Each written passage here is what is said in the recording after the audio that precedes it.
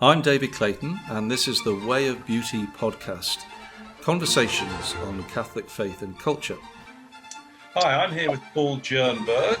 He is an educator and a musician, and especially a wonderful composer of sacred music, of liturgical music. And some of you might have heard some of his recordings on YouTube, including even the St. Michael prayer, which we might come to at some point.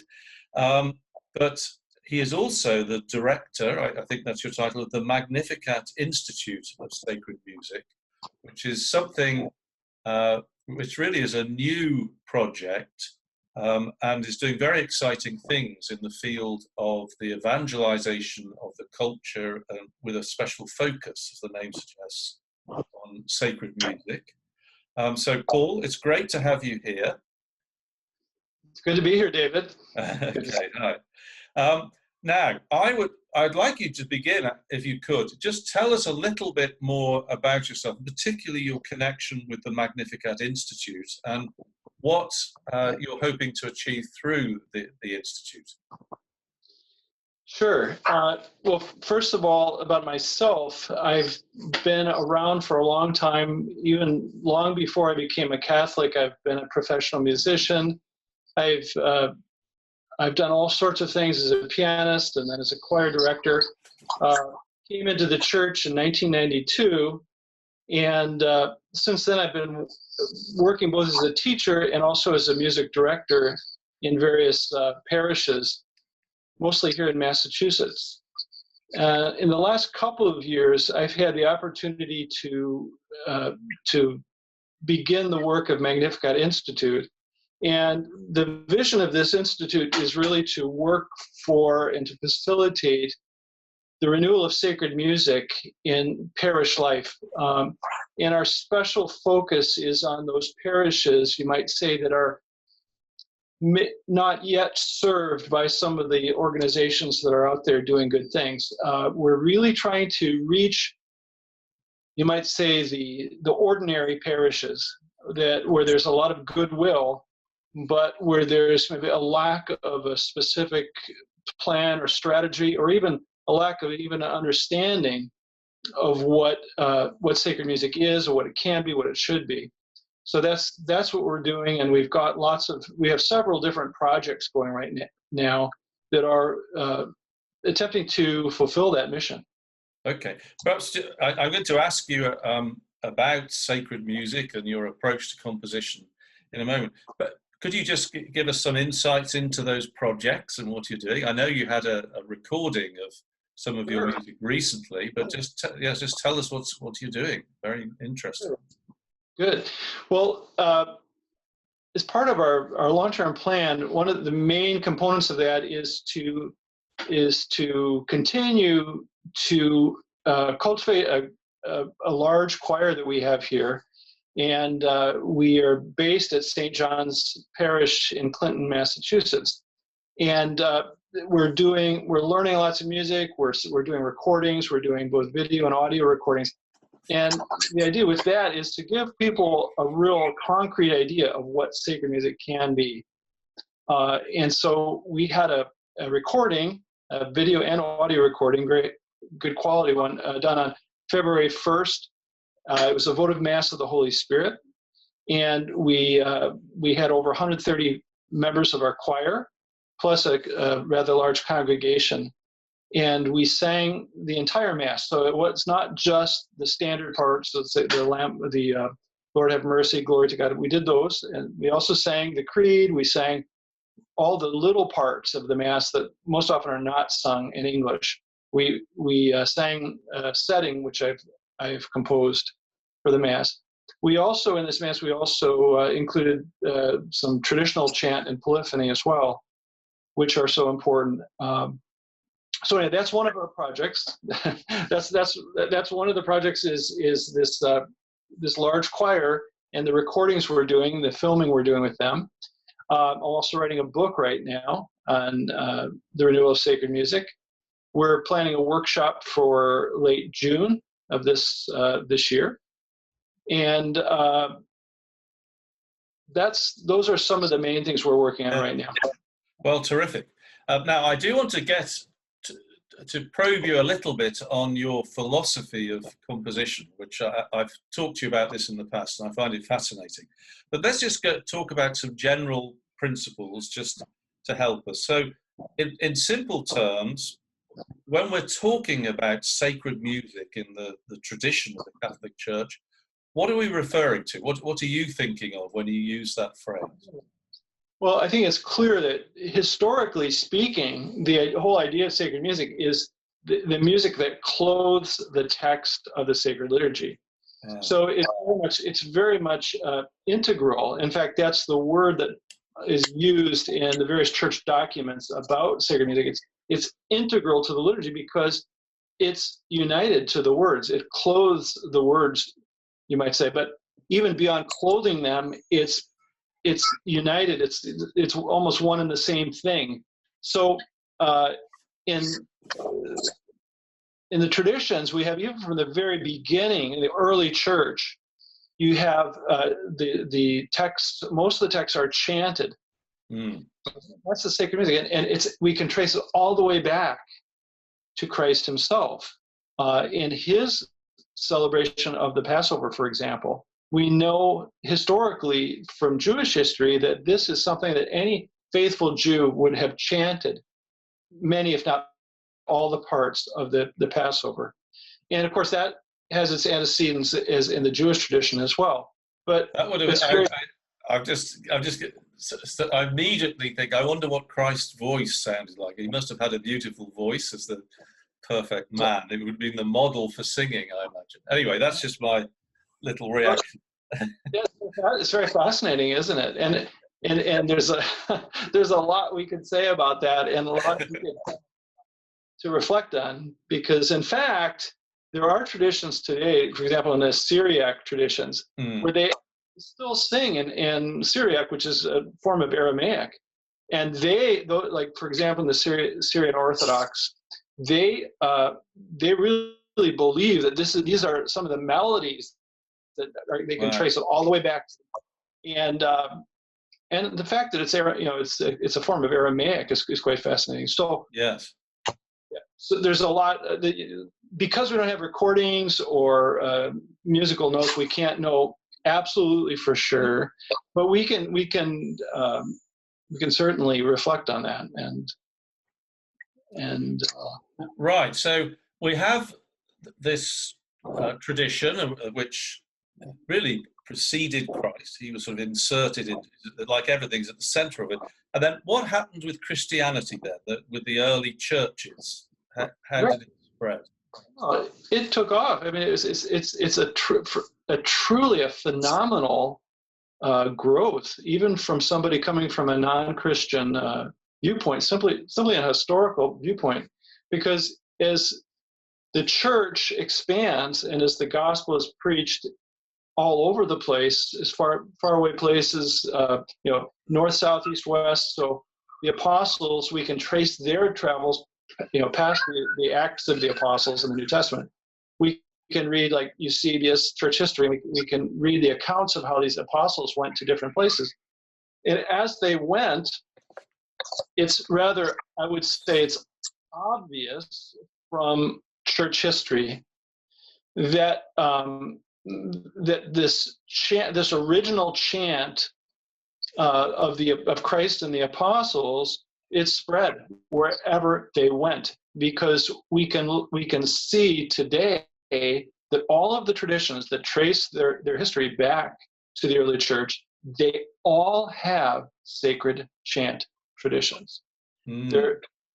It's universal. Every one of them does.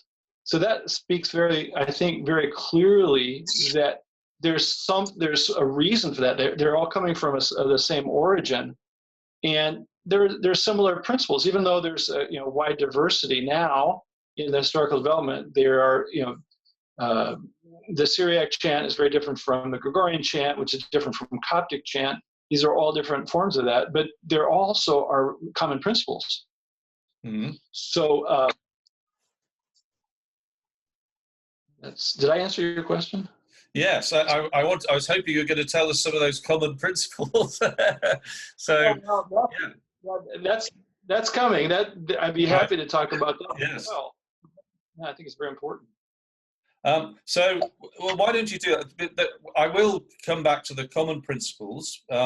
So, what unites it? I imagine it's this basic thing of unity with the language and the sacred language. I've noticed that you've differentiated with reference to music between the ideas of sacred and holy. That's right. Could you just expand on that a bit, please? And I perhaps would be happy. related to the chant. Yeah. Right. I should go back one step though first, because Sure. people will say when they hear me defining sacred music in this way, they'll say, "Aha, no, sacred music is much bigger than that. It's also religious music, it's popular music." Because in recent church documents, that definition has been expanded. It started actually in 1958, as far as I can see, in Musica Sacra et Sacra Liturgia. It's a document that came out of the Congregation for Rites in 1958 under Pius XII, and that was the first time where this definition was expanded somewhat. So that since that time, if we're going to be officially correct, we need to say liturgical music or sacred liturgical music. However, having said that, what I just described to you as being the thing that it is, that's the reality of what has been called sacred music for a long time. So rather than every time saying sacred liturgical music, I prefer just to say sacred music. Okay, so that's what you're referring to. So what about holy then, as distinct from sacred? How would you?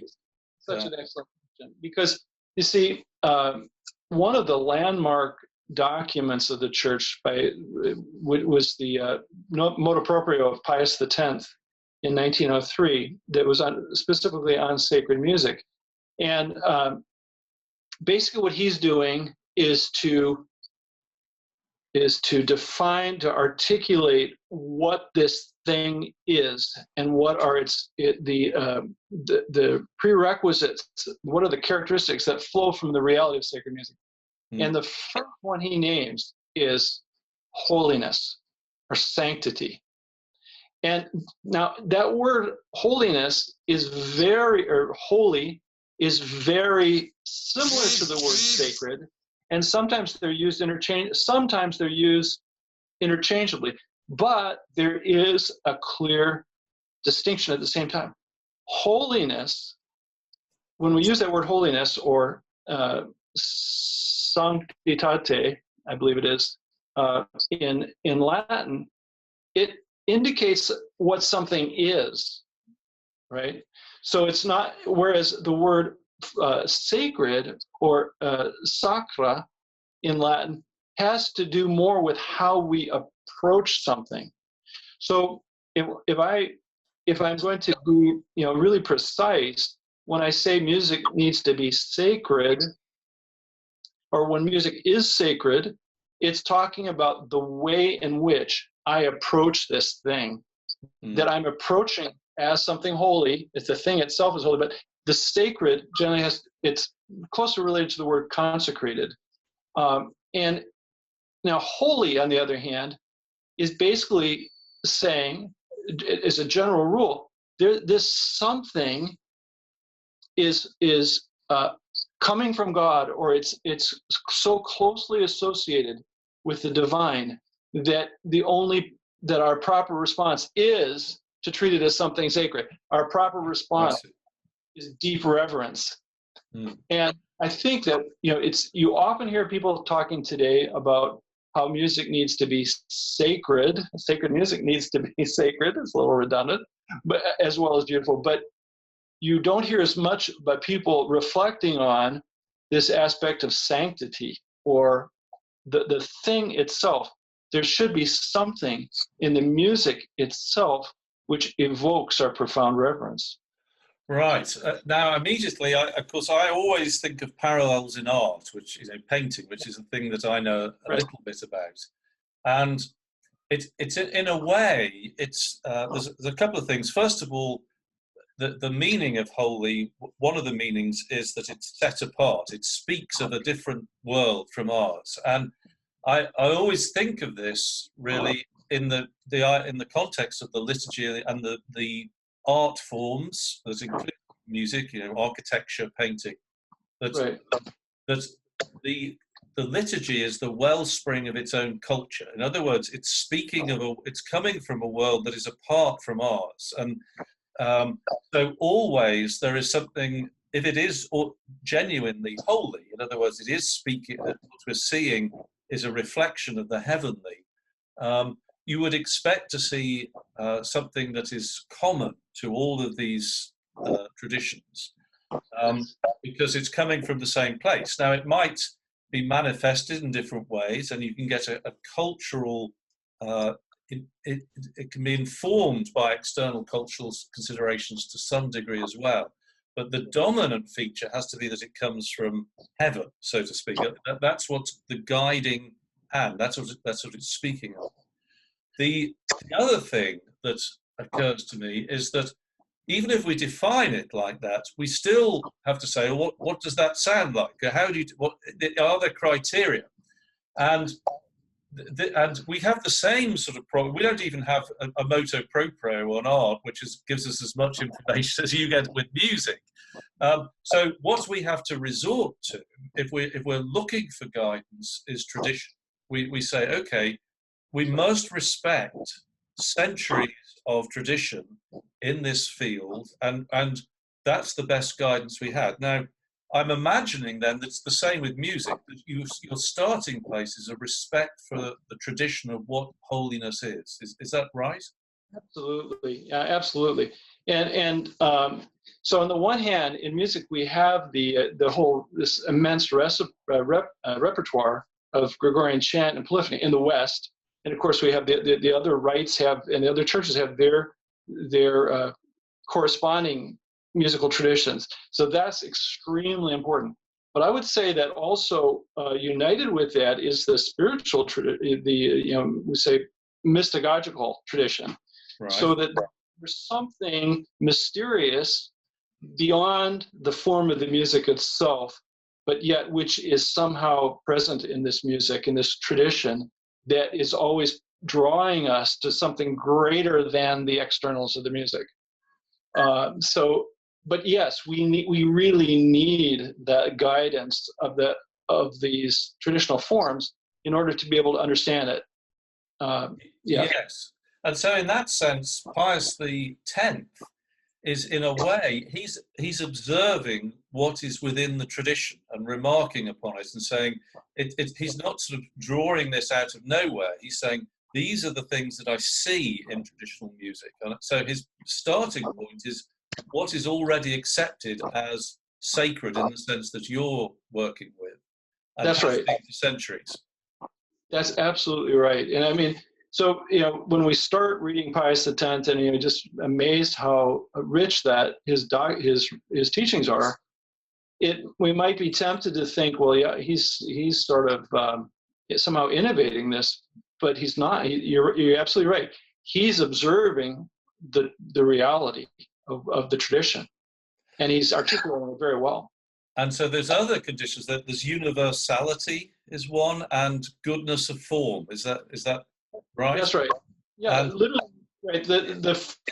The second one is literally goodness of forms, bonitate formarum, goodness of forms, which often is translated as simply as beauty.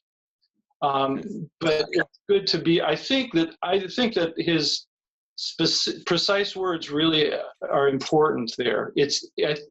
He would be in agreement that sacred music needs to be beautiful, but I think the fact that he says goodness of forms really is very significant.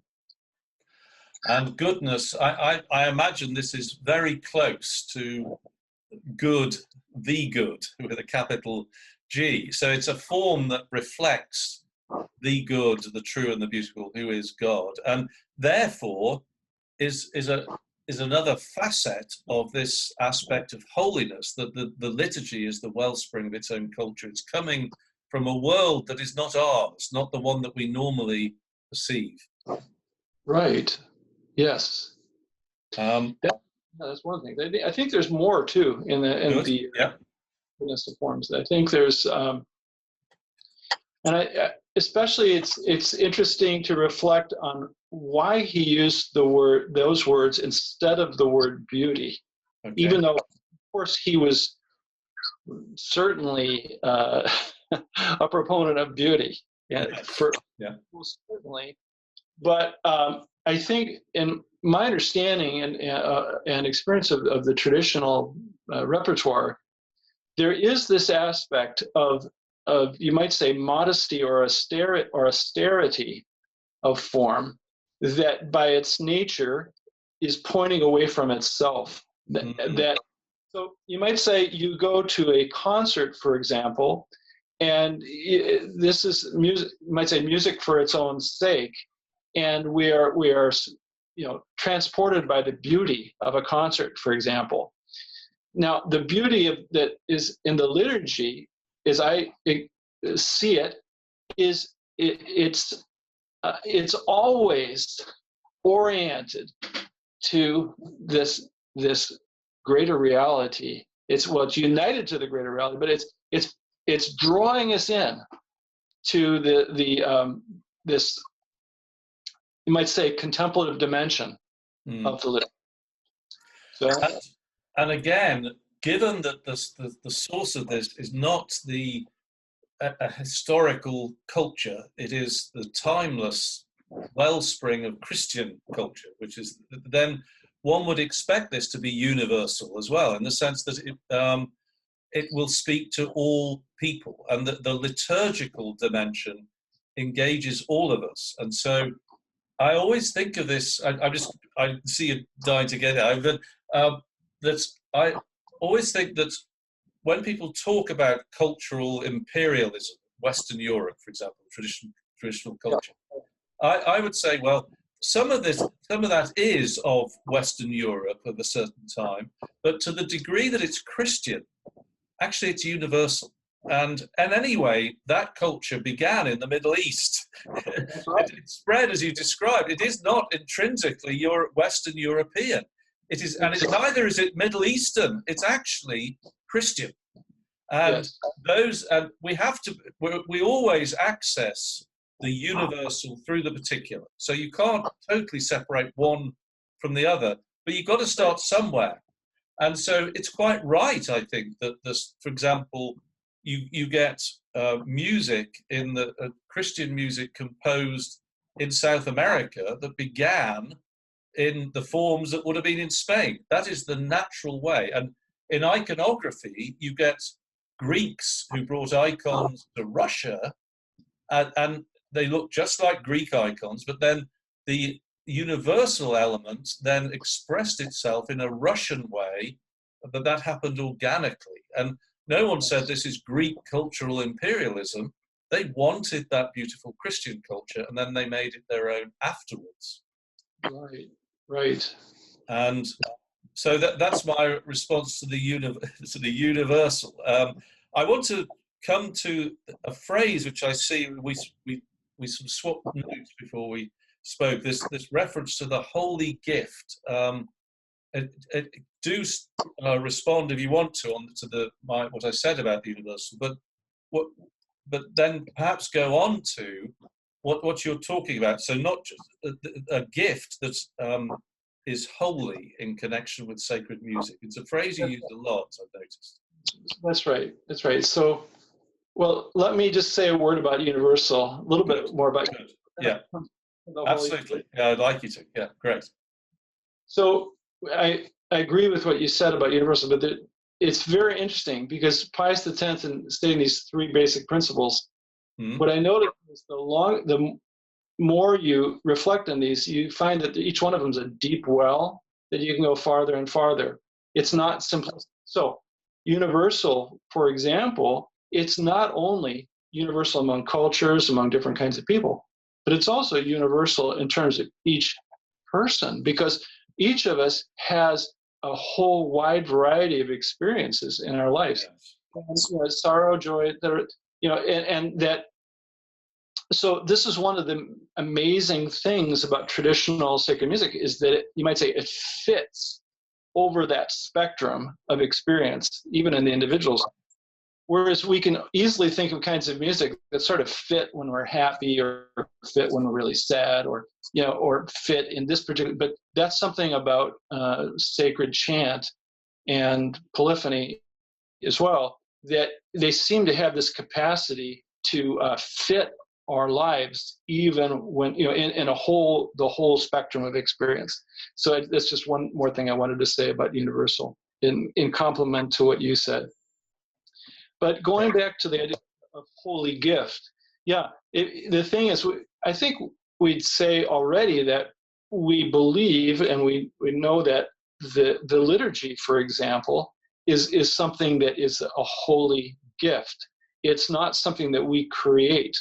It's something that we receive. And this is, Pope Benedict XVI wrote very eloquently about this, that unless we realize this, that this is essentially a gift from Christ through the church, then we won't be able to fully receive the grace of the liturgy. Similarly, I would say that this just observing the history of sacred music, that this is sacred music is united to that. It's not something extraneous to it, and so you can see in this development that there was a tremendous sense of guarding this great gift and passing it on from generation to generation.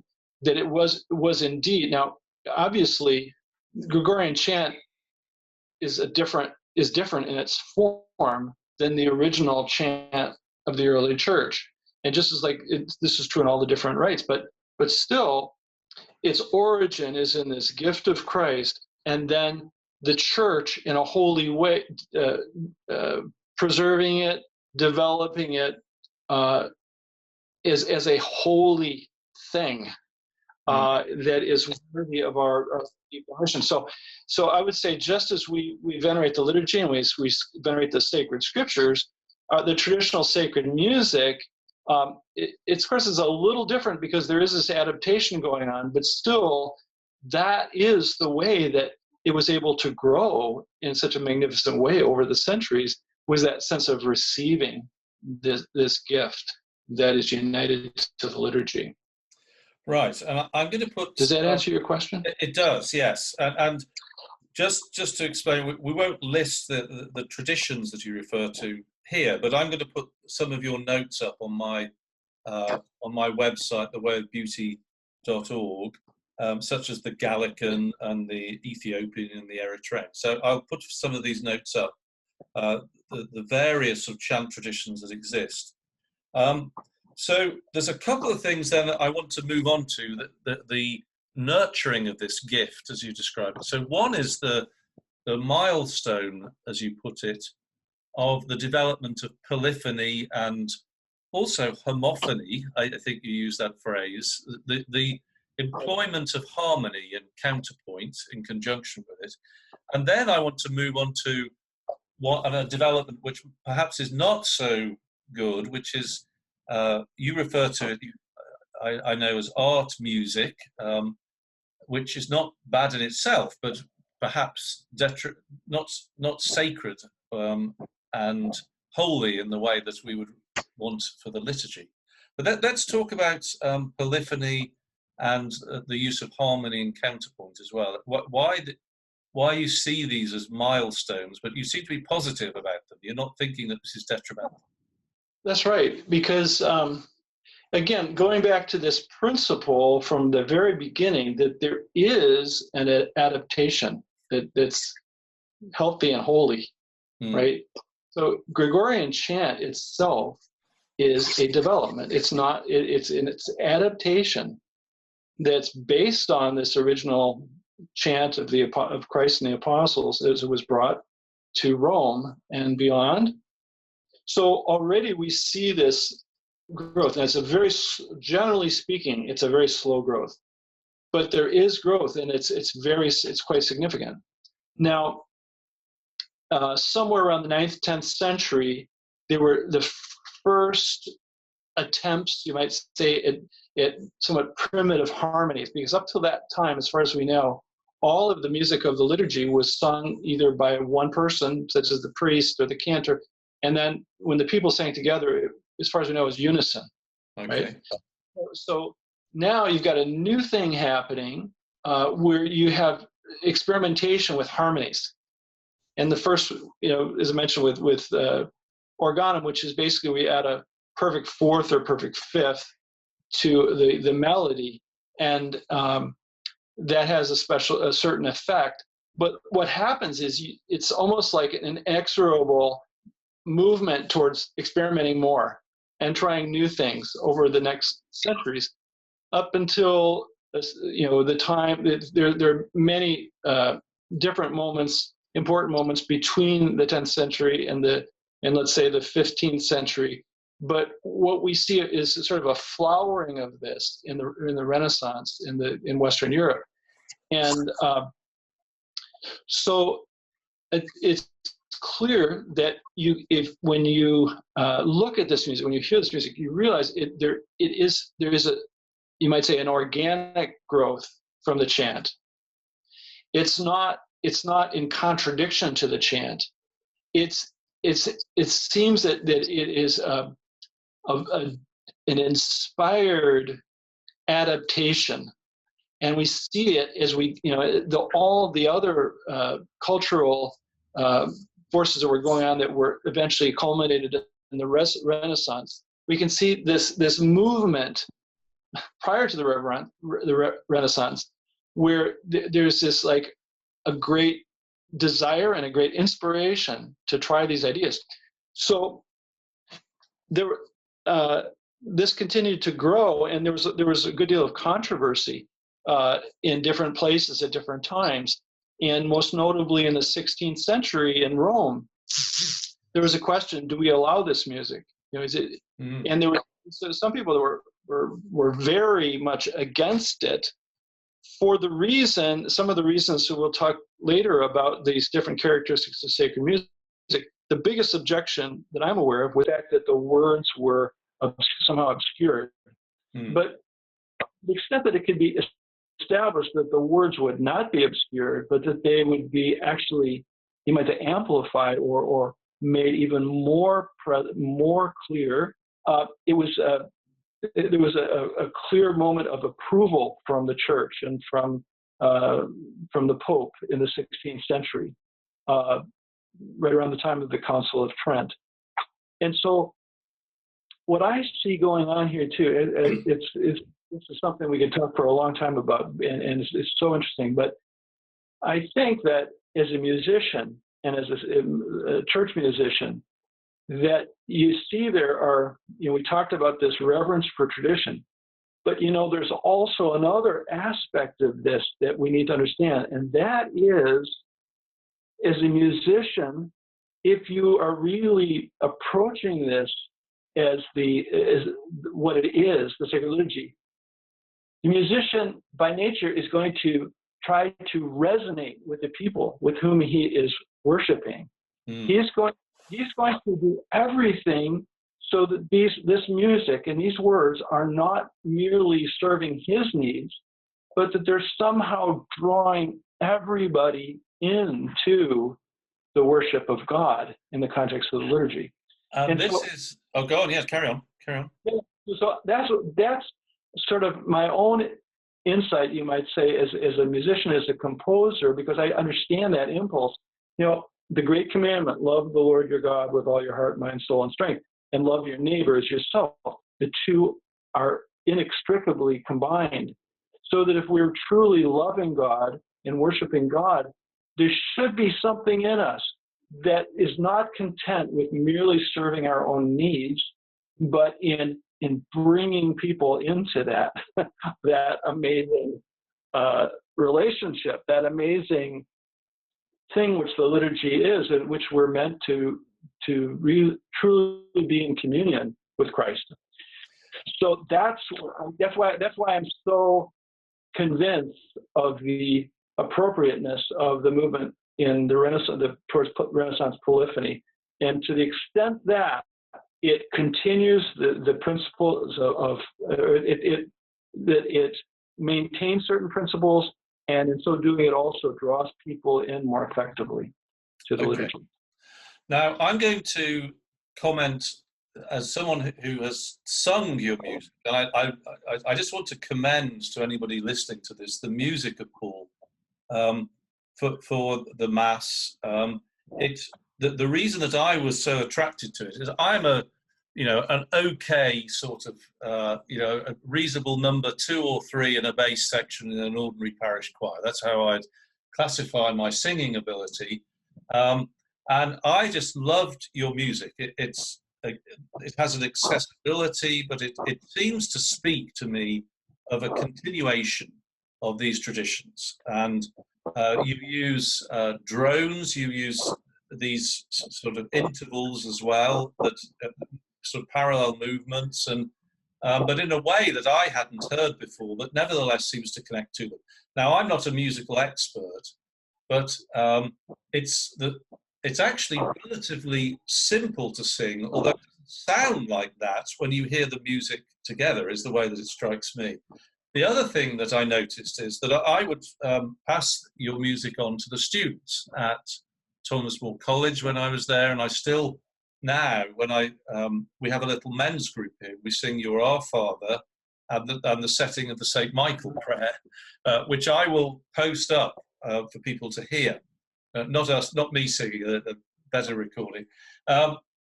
And what strikes me is, first of all, how in your arrangements, each part sings better in relation to the others than when they do on their own. Somehow it's easier to sing it when you're in the choir than it is trying to work out what the bass part is in isolation.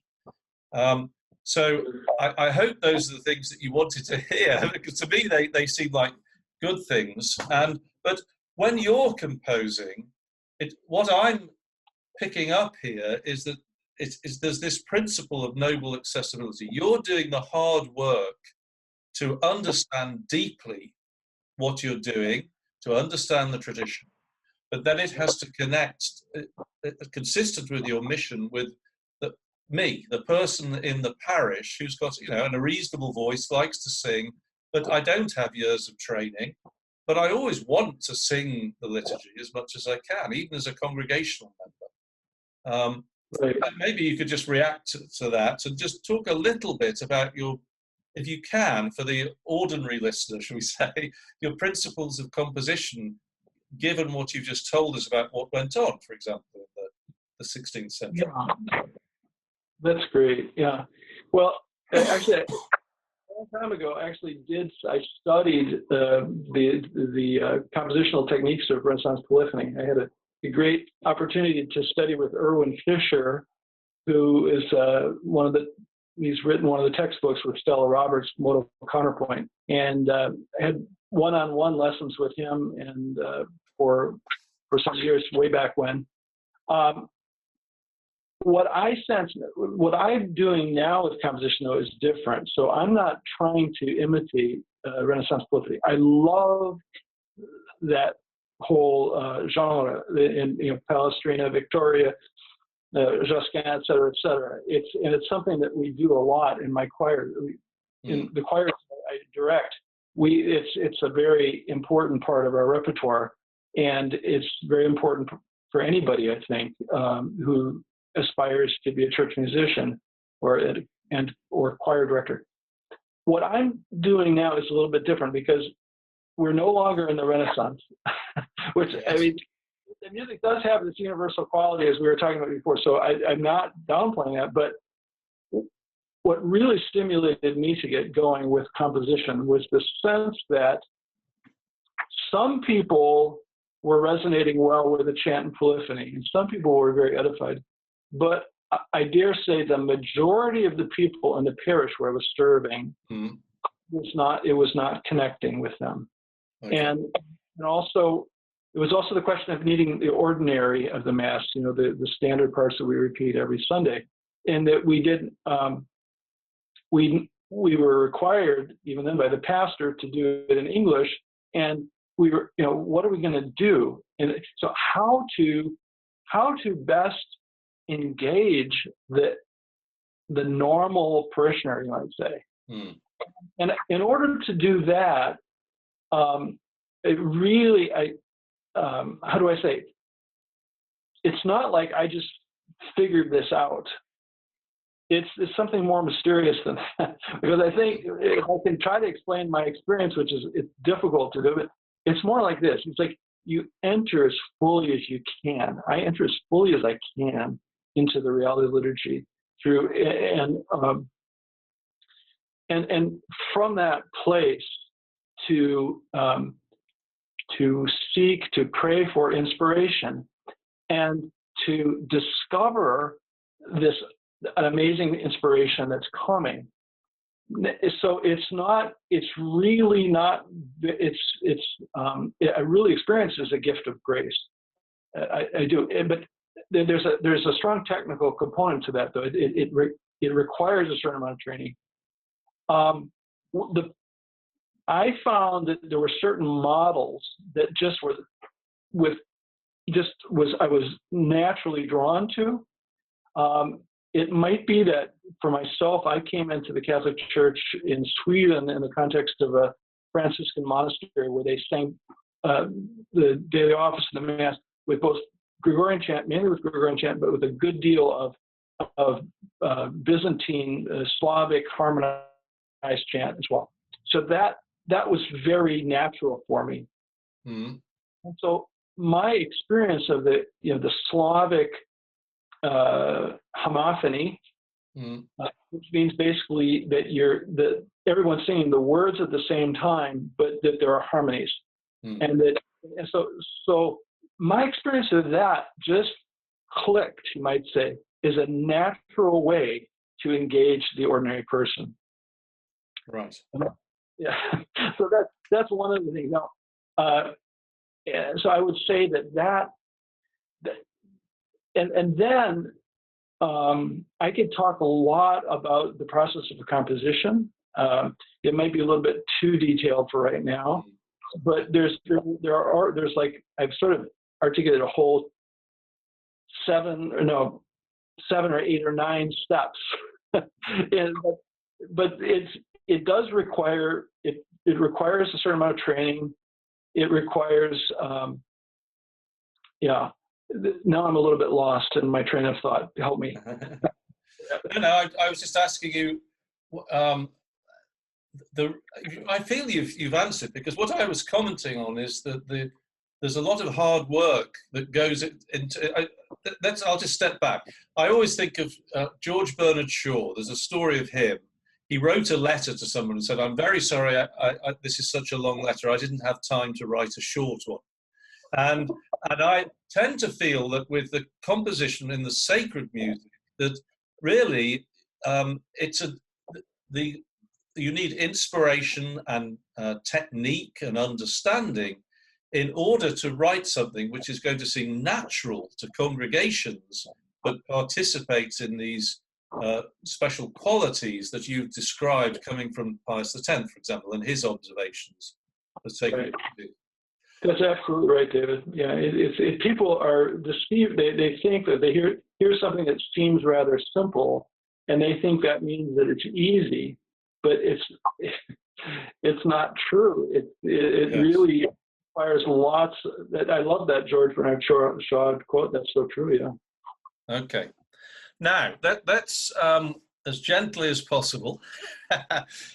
Move on to the Conservatory. And the influence it had. So another part of that motu proprio that you mentioned was, I can't forgotten that did he refer to theatrical music at Pius X? But he was actually against music, which today we would think would be an improvement in many cases. Correct. Yeah, and this is a very important, I think, for anybody who's seeking to understand where we are today with sacred music, with liturgical music. We need to understand what happened in the Renaissance and directly and between then and now. And a big part of it is what you're alluding to with the development of what we call classical music or art music. Yeah. So, do you want me to talk about that, or do you want to? No, please do. And yes, and how you feel it differs from really this tradition of sacred music, and why Pius X felt moved to suggest that it wasn't the best thing. Right. Well, I think it's not clear that Pius X was speaking in any way against the great works of liturgical works of Mozart or Haydn. He come across strong in that way. He does talk about theatrical music, which was a real problem at his time. But we can see, if we go back to the Renaissance period and the music that was composed at that time, that it was, you might say, sort of a turning point, because that music in itself seems to still share many of the characteristics that we can see in Gregorian chant and chant from other traditions. And if we have the time at some point, I could list even more. And there's all sorts of things objectively we can see with that music. Now, but from the Renaissance going into the Baroque, in music, what we see is more and more of an emphasis on secular venues. Okay. So this is not my opinion. This is just the reality that it's not that composers abandon. No, they don't abandon the liturgy, but there's more and more emphasis on opera and concerts. And this is just this reality. And I think in one way we have to say that this is something magnificent. I mean, it is. It's something that's almost beyond comprehension in the breadth and depth of the beauty that came out of this movement, and that has come out over the last 500 years. I mean, anybody who's not deeply moved and inspired by the great composers like Mozart and Bach and so on, this is something that is truly great and beautiful, good and beautiful. However, it's gradually moving away. It's no longer oriented towards the liturgy in the same way it had been. And so you have this very unusual situation where you can go to a concert, you can be inspired by this concert, you might even be inspired to pray or you might have a conversion, but it's still this aspect, it's a different thing. And so you have this stupendous development of technique and art, in musical arts, with the great composers and the performances and so forth. But in a way, the liturgy, now the culture is no longer focusing on the liturgy in the same way. And all these basic things that are so important for music and the liturgy to do, it's like it's getting slowly but surely it's getting lost. And so this might seem controversial to some, and some might want to argue with me strongly about this, but it seems clear to me that it's a sort of cutting off point. And it's not. And again, it's not to say that the great composers are not doing magnificent works, but it's to say that their works, however magnificent, they're not anymore. They're moving away from the fundamental principles of liturgical music that have been in place before. And you're talking about the stylistic elements. So we're not talking about when it's an opera, which is clearly not liturgy. We're saying that style of music doesn't carry over. It might be perfect for an opera, but it doesn't carry over. Even if you have the setting of the words of the Mass, in some way it isn't appropriate for that in the way that chant and polyphony is. It's to do with the very essence of what that constitutes the style of the music. Right, that's exactly right, David. And I think this is a very deep subject. And I think one of the things we can say is that by its nature, the development of art music, of classical music, it draws our attention to the greatness of the music itself, and sometimes the themes of the word. There can be religious texts and so forth, and we're drawn into that. But it's essentially one of admiration and maybe inspiration.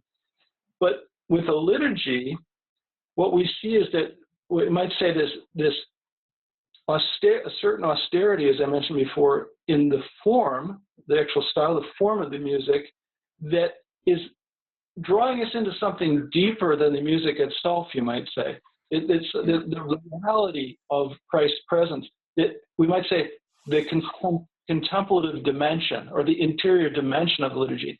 It's meant to be an intimate experience as well as universal, in which this is difficult to talk about, isn't it? But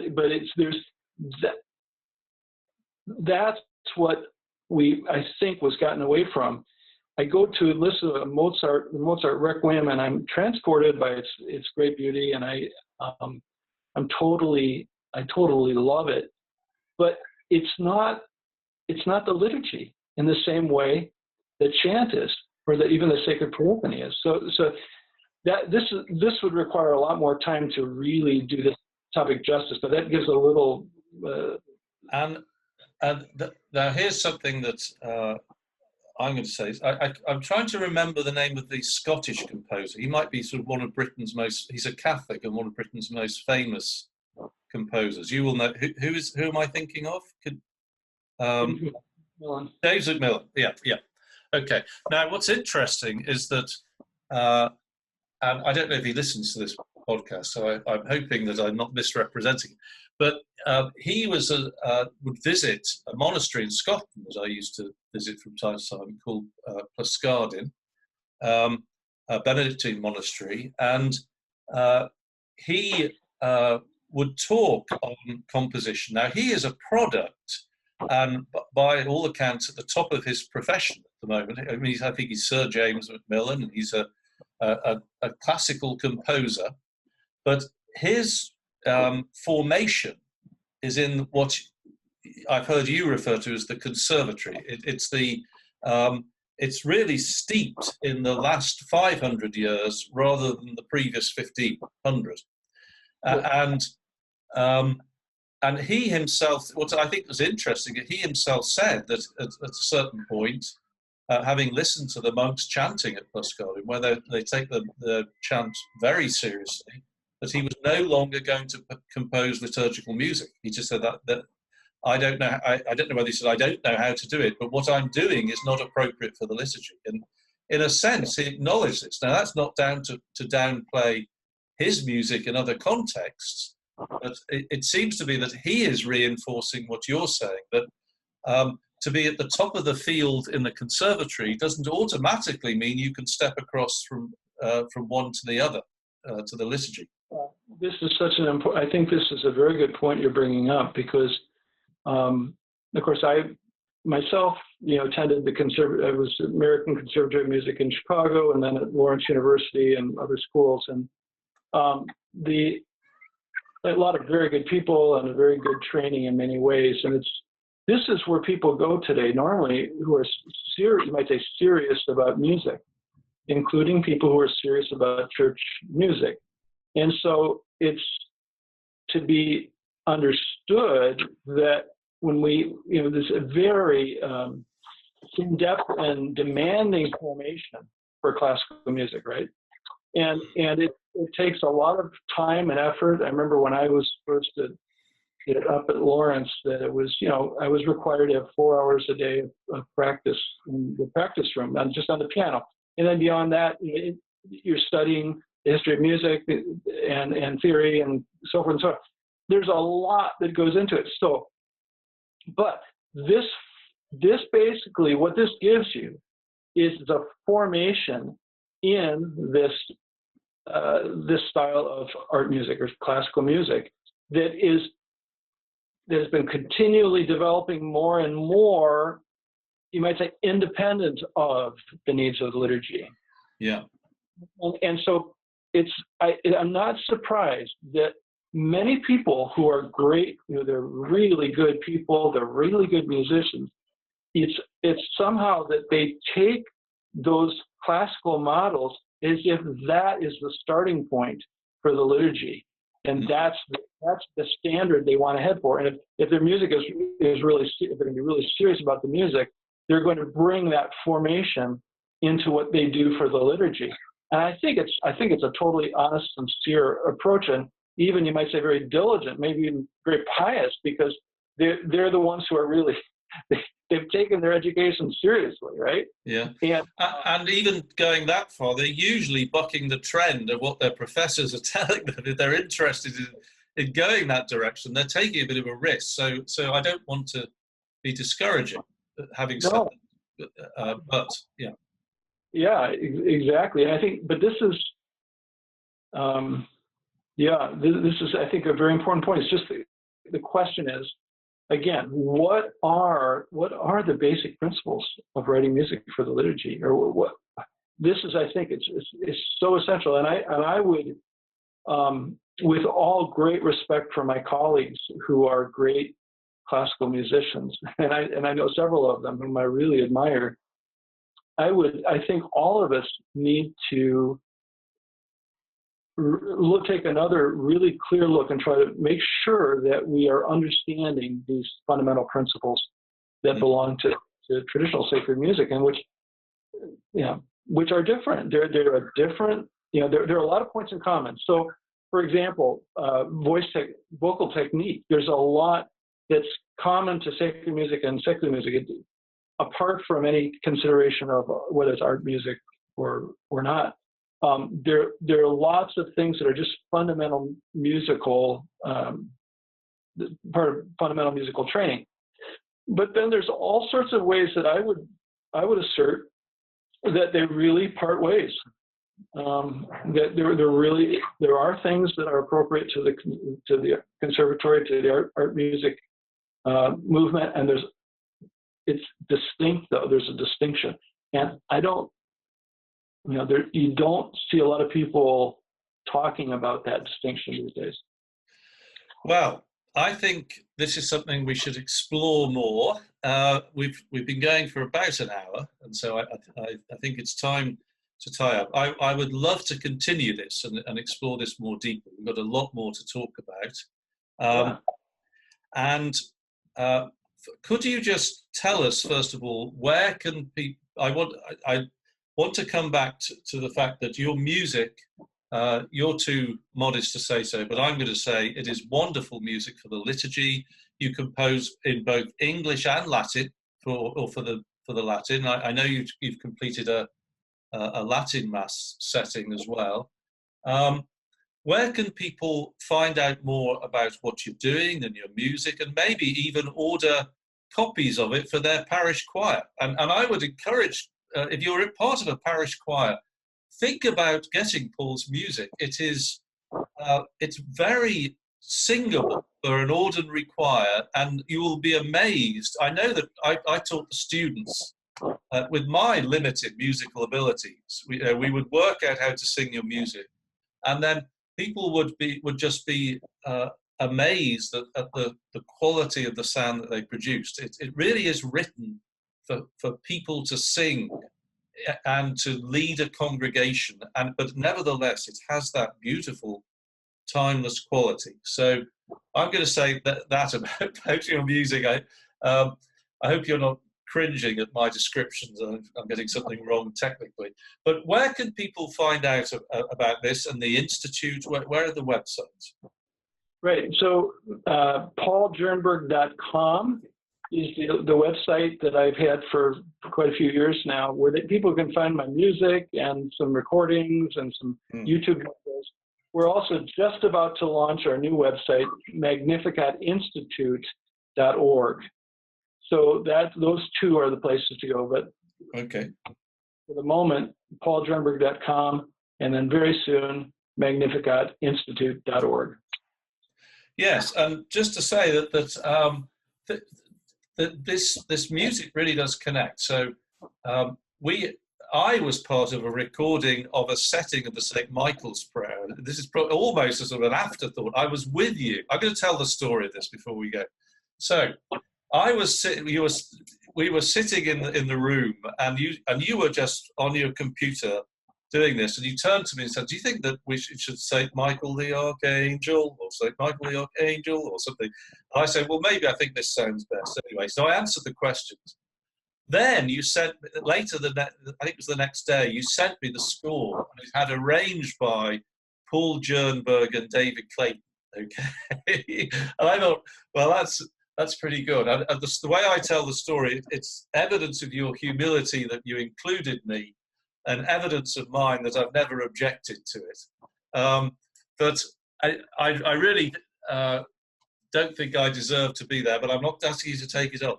But a little group of people, just to give you the power, a little group of people, my friend Tom Larson, who's a friend of both of us, he just put his phone down. We had a group of 4 men. Tom is a good singer, I'm sort of pretty average. But we had 4 of us, and we sang this St. Michael's prayer. The next day, they uploaded it onto YouTube, and I think it's now at about sort of just under 100,000 views or something like that. It's amazing how it took off. The Magnificat journal got in touch with me and asked me about it, and so I told them all about it, and they featured it along with an icon I painted of St. Michael as well. And so this really is just testament to the power of the music when we get this right. And you've done so much more than that. It's just a little story.